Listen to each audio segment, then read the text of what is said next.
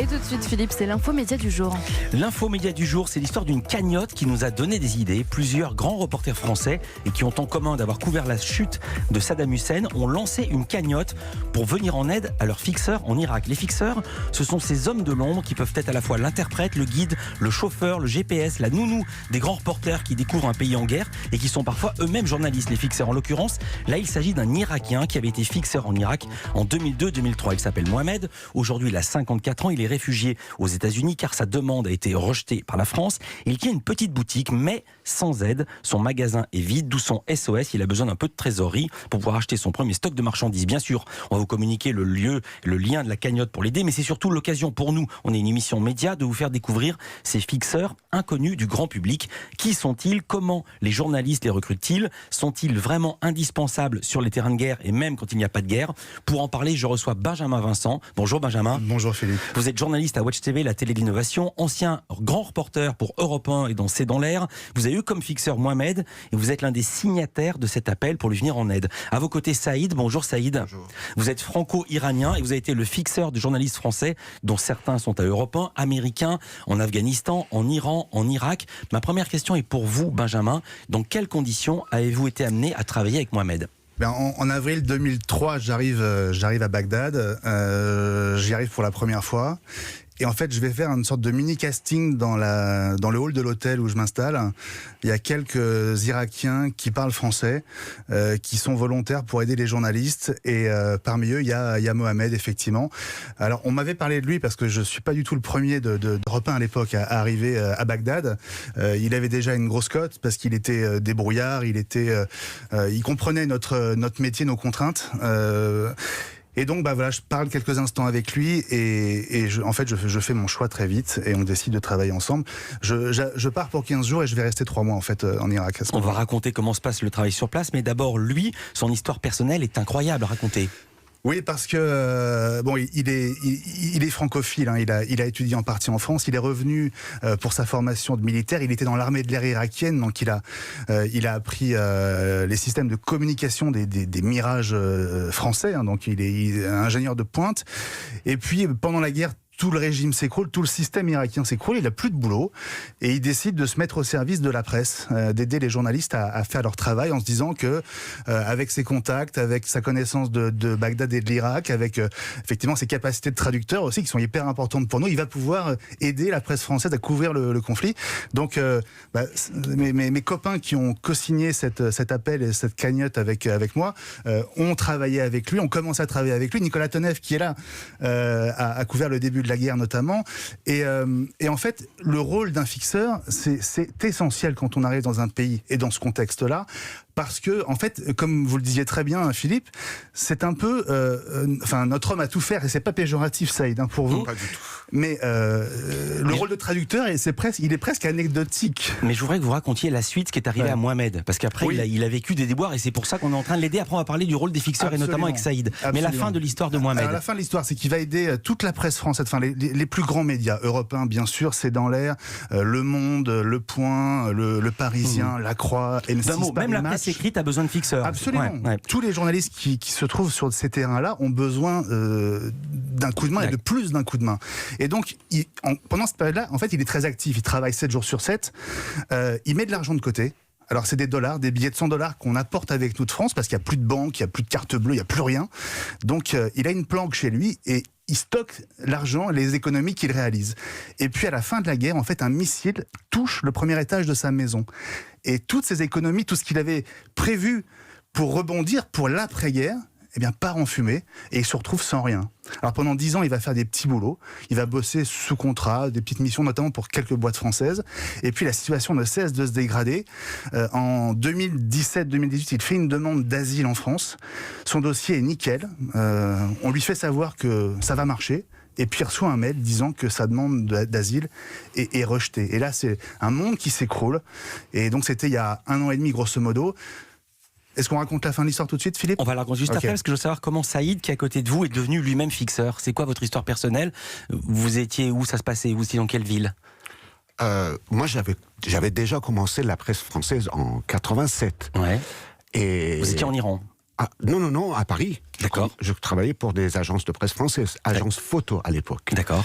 Et de fil en aiguille, jusqu'à 2001, à l'agence Sigma, pour le conflit afghan, je suis parti avec un photographe journaliste en Afghanistan, mais je lui proposais le passage terrestre, la frontière terrestre entre l'Iran et l'Afghanistan. Tous les journalistes arrivaient par Jalalabad ou pour aller à Kaboul par le nord.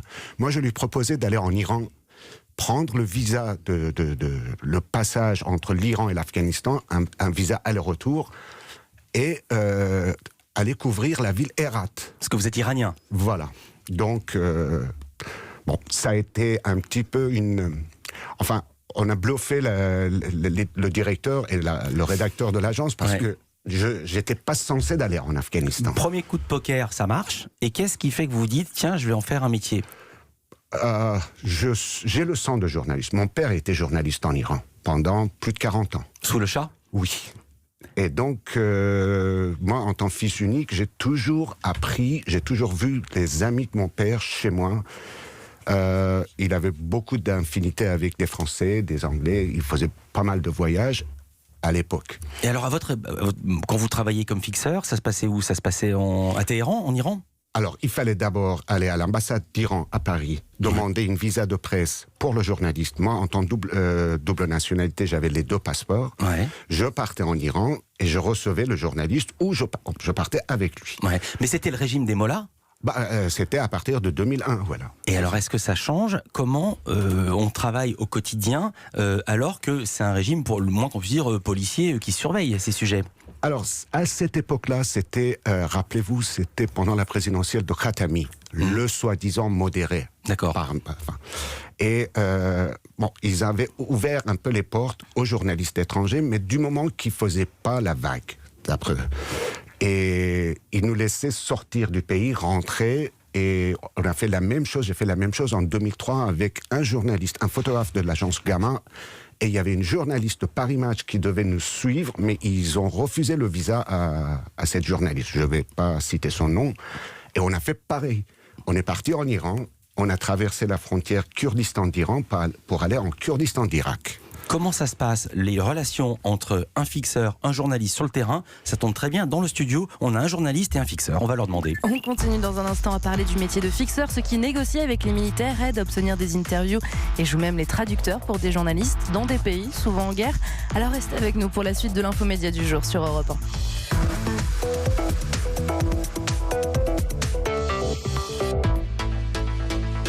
Avec Carrefour et Carrefour Market, vous avez le pouvoir de payer moins cher. Chez Carrefour, découvrez le nouvel album de la bande dessinée Astérix. Nouvel album? Vous êtes sûr? Parce que moi, je les ai tous lus. Hein. Ah mais si, Astérix est la fille de Vercingétorix. Il vient juste de sortir et à 9,99 € chez Carrefour. Ah, alors là, je dis oui. Et je dis pas souvent oui. Chez Carrefour et Carrefour Market, le nouvel album de la bande dessinée Astérix, la fille de Vercingétorix, est au prix de 9,99 €. Carrefour, on a tous droit au meilleur. Voir modalité sur carrefour.fr. Le classico entre le Paris Saint-Germain et l'Olympique de Marseille approche, et pour les supporters, ce n'est pas un match comme les autres. Du côté de la capitale, perdre à domicile contre l'éternel rival est impossible. Côté marseillais, mettre un terme à 8 ans sans victoire est impératif. Pour les 2 équipes, c'est une question d'honneur. Il y a des matchs qu'il faut gagner et le match qu'il ne faut pas perdre. Vivez le Classico PSG-OM dimanche à 21 h en direct et en exclusivité sur Canal+. Appelez vite le 3910. Service payant 25 centimes la minute plus prix appel. Auchan, et la vie change. Il y a des chocolats étonnants qui vous font voyager. Olé, les chocolats, olé! Et pendant les 100 jours étonnants Auchan, il y a des chocolats encore plus étonnants. Comme une sélection de chocolats et bonbons Kinder avec 50% de remise immédiate sur le 2e. Jusqu'à demain, vos magasins Auchan et Auchan Drive proposent 50% de remise immédiate sur le 2e produit Kinder acheté parmi une large sélection. Auchan. Offre valable sur le moins cher des 2, voire produits concernés en magasin et sur Auchan Drive. Pour votre santé, évitez de grignoter. 9h, 11h, Europe 1 Culture Média. Philippe Vandel. Benjamin Vincent est journaliste à Watch TV et Saïd a été ce qu'on appelle fixeur en Iran, Irak et Afghanistan pour des journalistes français et américains. Ils viennent nous parler de ce métier si particulier ce matin dans l'infomédia du jour. Alors on l'a dit, fixeur, c'est une sorte de Sherpa qui aide les journalistes, les grands reporters à pouvoir faire le métier, à la fois pour aller contact, pour la langue et plein d'autres choses. Ils ont dans l'âme ce métier de journaliste. On l'a dit, je vais revenir au cas de Mohamed. Benjamin, la trésorerie que vous essayez de réunir avec votre cagnotte, c'est pour qu'il puisse s'acheter un stock de marchandises à New York où il refait sa vie, où il tente c'est pas à New York, mais je peux pas vous dire où c'est parce que. Alors moi j'avais dit aux USA, donc dans ma tête c'est toujours New York ou c'est les USA. Non. Ma question était, vous avez travaillé 3 mois avec lui sur le terrain en Irak. Comment se passait le quotidien ? En fait, on vit 7 jours sur 7 et quasiment 24 heures sur 24 ensemble. On vit ensemble plus qu'on ne passe de temps avec sa propre femme quand on n'est pas parti. Ouais. En fait, moi je quittais Mohamed uniquement pour les quelques heures de sommeil. Il rentrait chez lui se coucher, il revenait très tôt. On avait des journées de dingue parce que en fait, il était là, y compris quand moi je commençais à monter mes sujets. C'était aussi mon premier auditeur. Ouais. C'est-à-dire que on est tellement la tête dans le sac, on est tellement fatigué de ce qu'on vit et de la durée d'un séjour pareil que c'est bien d'avoir quelqu'un à qui on peut faire écouter un son, une traduction. Et il met le casque, il nous dit ah oui là j'ai pas compris ce que tu dis, ou au contraire c'est très bien, et voilà, donc c'est super important aussi. Saïd, c'était la même chose pour vous, c'était 7 jours sur 7 et vous quittiez votre journaliste quasiment pour dormir, sinon jamais? Je les hébergeais même chez moi à Téhéran. Ah donc oui. On faisait tout en même temps, sauf pour la douche ou la toilette. J'imagine bien. Il y avait un ticket à prendre. Dimanche dernier, il y a un fixeur qui s'appelle Ahmed, alias Moudi, qui a été tué par un tir de mortier à Tripoli en Libye. Question à tous les deux, est-ce que vous avez déjà eu peur, voire très peur, sur le terrain? Vous faites une drôle de tête, Saïd. Oui, plusieurs fois. En Afghanistan, en traversant Herat pour aller vers Kandahar, il y a un petit village qui s'appelle Fera. Ouais.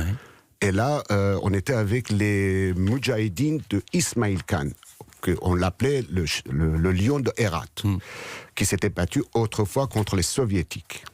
Et là, les Moudj, ils nous disent, moi j'étais avec le photographe Jacques Langevin, qui est un très grand photographe de l'agence Sigma, et là, ils nous ont arrosés. Ils ont arrosé... Arrosé, c'est dire quoi? Des balles ou envoyer de l'argent? Ah oui, des rafales de leurs armes. Ouais. Et après, notre taxi était très drôle. Il y avait plus de plancher. On voyait le sol. Ah oui. La terre et la poussière entraient dans le taxi. D'accord. Et Jacques, son souci, c'était de protéger tout le temps son objectif. Donc finalement, je l'ai pris. C'était au mois de novembre 2001. Je l'ai poussé sur mon Adorak. Et là, il y a un mouche qui me dit, si tu continues comme ça, tu vas accoucher ici. C'est un Moudjahidine. Et vous, pareil, Benjamin Vincent, vous avez déjà eu peur? Alors, j'ai pas eu de moment comme Saïd, mais on va dire que le danger, il est à la fois invisible et permanent, donc on est toujours un peu sur le qui-vive. Je me souviens, on partait à l'époque avec un gilet pare-balles et un casque. Je pense pas l'avoir mis une seule fois, sauf pour faire une photo souvenir, je crois. En revanche, j'ai plutôt un souvenir du voyage entre Amman et Bagdad, parce qu'à l'époque, il n'y avait plus de liaison aérienne, donc il fallait faire 12 heures de convoi.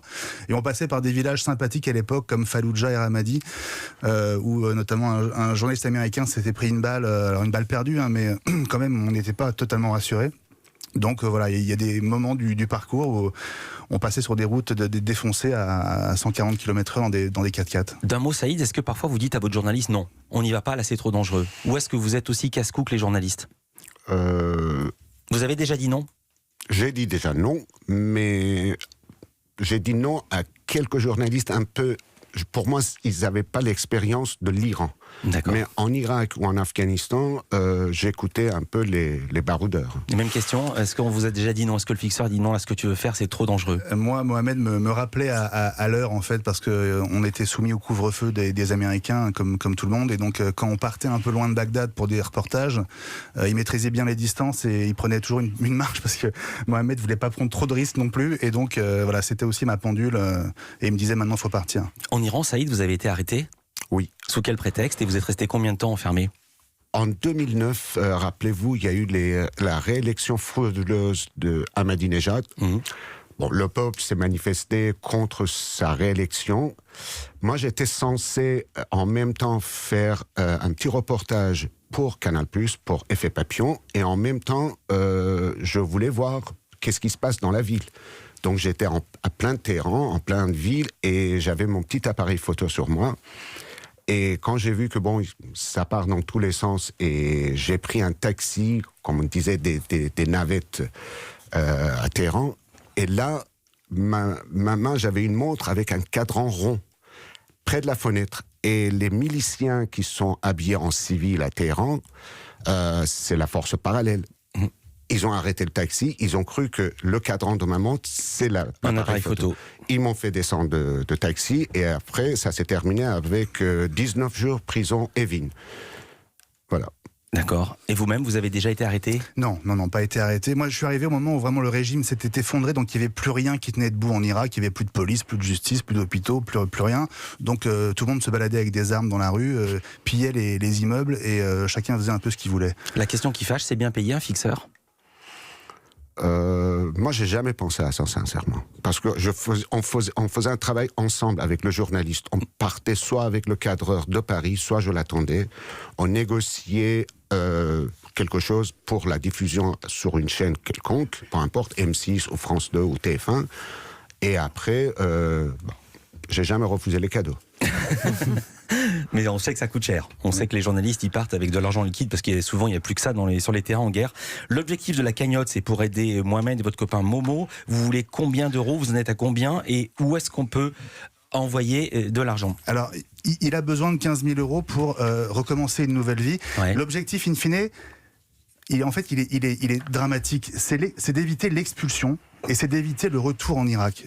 Donc il a un métier pérenne. Où il est menacé, où il peut risquer sa vie si jamais ça arrivait. Donc notre objectif, c'est d'essayer de le sécuriser pour qu'il s'installe là où il est.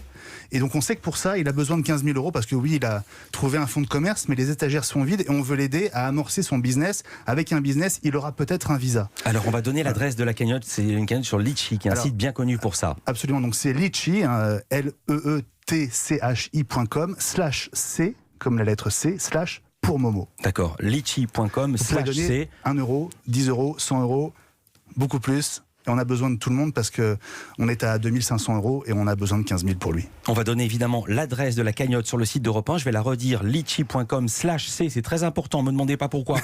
/ pour Momo. Affaire à suivre. Je vais citer, il n'y a pas que vous, Benjamin Vincent, dans l'histoire. Ah ouais. Ils vont s'entendre, ils vont être très contents. David Lemarchand, Franck Berruyer, Nicolas Tonef, Sébastien Dordilly, Patrice Thomas d'RTL. Il y a des anciens d'Europe aussi. 5 voilà. Ouais. L'affaire est à suivre. On vous remercie d'avoir été avec nous. Merci Saïd. Je rappelle, vous êtes fixeur franco-iranien. Et merci à vous, Benjamin Vincent. Vous êtes grand reporter. Culture Média continue avec votre prochain invité, Philippe, et pas des moindres. Michel Drucker sera avec nous. Alors à tout de suite sur Europe 1.